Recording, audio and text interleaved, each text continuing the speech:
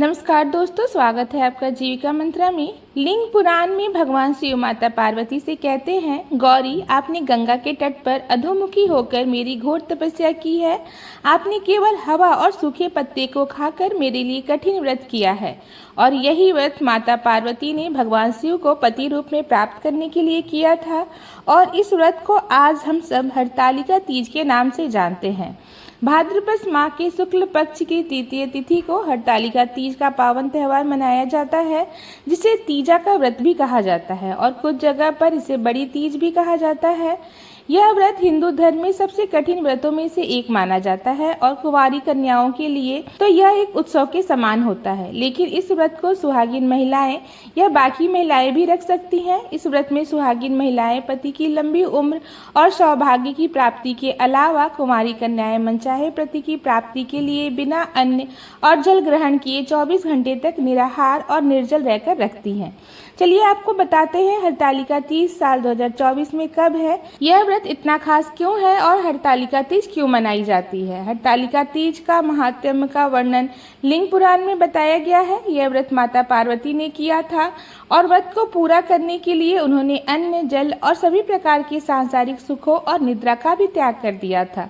इस व्रत को करने के बाद ही भगवान शिव और माता पार्वती का पुनर्मिलन हुआ था।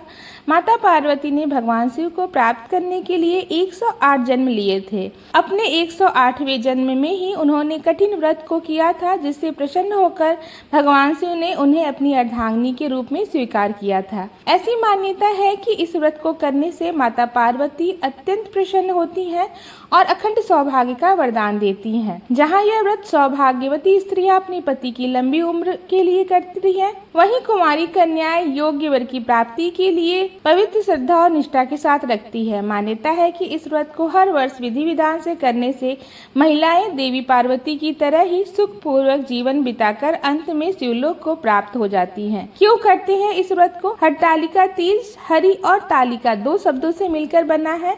हरि का अर्थ है हरण करना और तालिका का अर्थ होता है सखी। जब माता पार्वती के पिता उनका विवाह भगवान विष्णु के साथ कराने का निर्णय लेते हैं, तब माता पार्वती की सखी विद्या ने माता का हरण कर लिया और उन्हें गहन वन में लेकर चली गईं।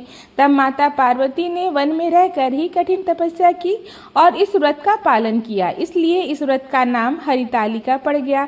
विधि विधान से न करने पर मिलता है इस व्रत में बहुत ही कठिन दंड। हरतालिका तीज का व्रत सबसे कठिन व्रत माना जाता है और इस व्रत को पूरे विधि विधान से ही करना चाहिए। मान्यता है अगर महिलाएं इस व्रत को करने में दूध पी लेती हैं तो अगले जन्म में बिल्ली बनती हैं। इस व्रत के समय पानी पीने से अगले जन्म में पपीहा, दिन में सोने से अगले जन्म में अजगर का जन्म लेती हैं। अगर महिलाएं इस दिन दूसरों की बुराई चुगली करती हैं तो वे अगले जन्म में कुकुर, और अगर मीठा खा लेती हैं तो अगले जन्म में चींटी के रूप धारण कर लेती हैं। श्रद्धा और विश्वास के साथ निर्जला रहते हुए इस व्रत को करने पर माता पार्वती प्रसन्न होती हैं और मनचाहे मनोकामनाओं को पूर्ण करती हैं। भादो मास के शुक्ल पक्ष की तृतीय तिथि प्रारंभ होगी 5 सितंबर गुरुवार को दोपहर 12:22 से और समाप्त होगी 6 सितंबर शुक्रवार की दोपहर 3:01 पर। इसलिए उदया तिथि के अनुसार इस बार 6 सितंबर शुक्रवार के दिन हरितालिका तीज का व्रत रखा जाएगा। इस दिन पूजा का शुभ मुहूर्त रहेगा सुबह 6:01 से 8:32 तक और सुबह व्रत का संकल्प लेके व्रत का प्रारंभ किया जाएगा और प्रदोष काल का समय मुख्य पूजा की जाएगी। प्रदोष काल का समय रहेगा 5:50 से 7:20 तक। हरतालिका तीज का व्रत अगले दिन खोला जाएगा, जिसे व्रत का पालन करना कहते हैं। 7 सितंबर शनिवार को सुबह 6:14 से 7:15 के बीच में आप पारण कर सकती हैं। इस व्रत में गीली मिट्टी से भगवान शिव, माता पार्वती और भगवान गणेश की प्रतिमा बनाकर उन्हें एक चौकी पर स्थापित करके विधि विधान से धूप दीप जला के मंत्रों का जाप करके पूजा की जाती है और अगले दिन माता पार्वती को सुहाग की सभी सामग्रियों के साथ ही सिंदूर चढ़ाया जाता है।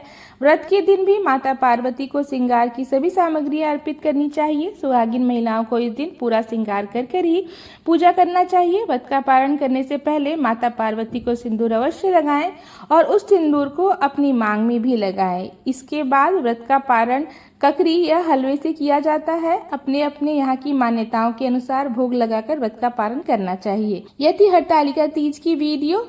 जानकारी अच्छी लगी हो तो प्लीज़ वीडियो को लाइक कीजिए, हमारे चैनल को सब्सक्राइब कीजिए। हरतालिका तीज की कथा सुनने के लिए आप हमारे चैनल पर अवश्य आएँ। धन्यवाद।